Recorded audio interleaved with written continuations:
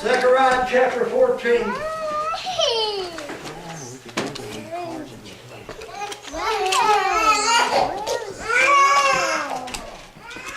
Verse 1 says this.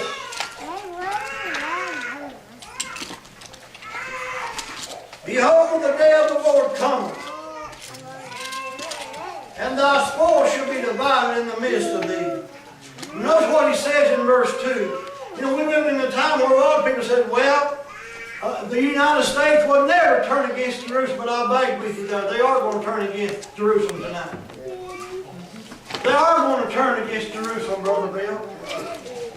Look here what he says tonight.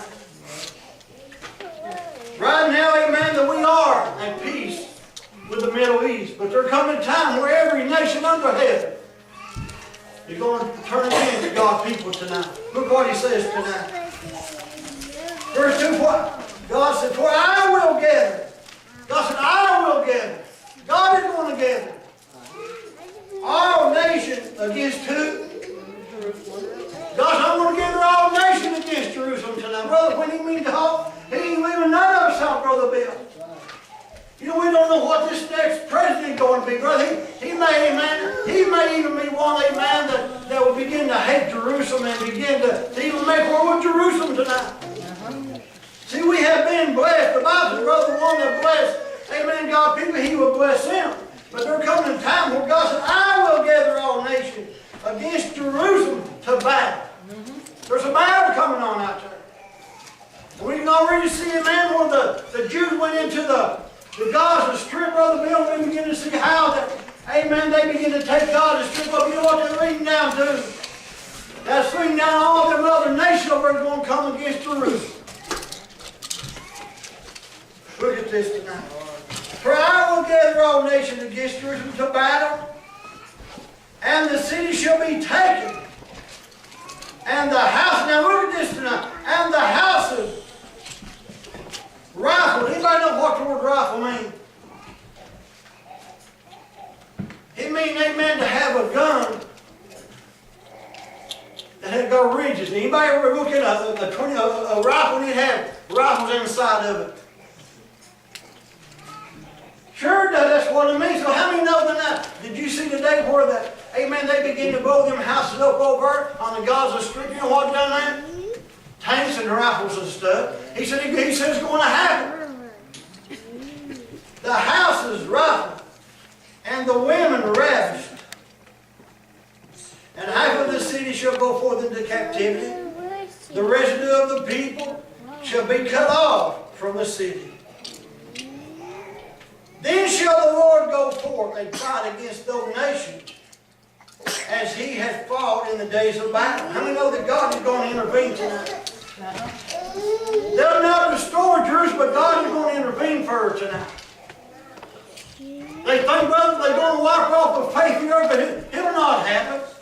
If it's left up to man, sure, brother, but they would even destroy the Jerusalem over there. Brother, God is going to do the fight for her tonight.